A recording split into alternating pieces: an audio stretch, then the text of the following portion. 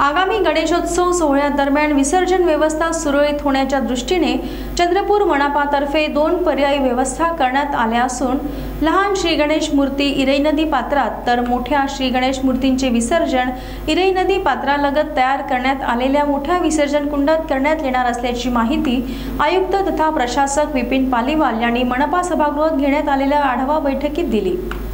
POP मूर्ती निर्मिती, साठा व विक्री संबंधित उपाययोजनेबाबत मंगळवारी 30 जुलै रोजी मनपा सभागृहात आयोजित आढावा बैठकीत माहिती देताना आयुक्तांनी सांगितले की मोठ्या मूर्तींचे विसर्जन करण्याच्या दृष्टीने तयार करण्यात आलेल्या या विसर्जन कुंडाची क्षमता अंदाजे 30 लाख लिटर पाण्याची असून 8137 स्क्वेअर फूट क्षेत्रफळ आहे। 10 फूट पर्यंत उंची असलेल्या मूर्तीचे यात विसर्जन करता येणे शक्य आहे। त्यापेक्षा मोठी मूर्ती असल्यास विसर्जनात अडथळा निर्माण होऊ शकतो। एका वेळी 2 मोठी वाहने उभी राहण्यास 2 वेगवेगळे प्लॅटफॉर्म बनविण्यात आले असून क्रेनच्या सहाय्याने मोठ्या मूर्तीचे विसर्जन करता येणे शक्य होणार आहे।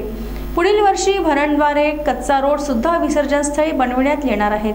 मूर्तिकार सध्या ज्या जागांवर मूर्तींची विक्री करतात त्यामुळे शहरात मोठ्या प्रमाणात गर्दी होऊन वाहतुकीची समस्या निर्माण होते। ज्याप्रमाणे फटाके विक्री करणारे विक्रेते एकाच जागी म्हणजे कोनेरी तलाव येथे विक्री करतात, त्याच धर्तीवर मूर्तिकारांसाठी पर्यायी जागा उपलब्ध करून देण्यासाठी सर्व मूर्तिकार गटांची लवकरात लवकर बैठक घेण्यात येणार आहे।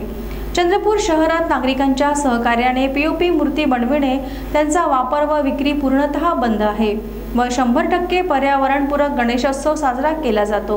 या वर्षी सुद्धा झोननिहाय पथकांद्वारे प्रत्यक्ष आणि गुप्त पद्धतीने मूर्तींची तपासणी केली जाणार आहे। मूर्तिकार व मातीच्या मूर्ती विक्री करणारे मूर्ती विक्रेते दोघांनाही मनपाकडे नोंदणी बंधनकारक आहे। नोंदणी न करता मूर्ती विक्री करणाऱ्यावर तसेच मनपाने निश्चित करून दिलेल्या जागेशिवाय इतरत्र मूर्ती विक्री करणाऱ्यांवर कारवाई करण्यात येणार आहे।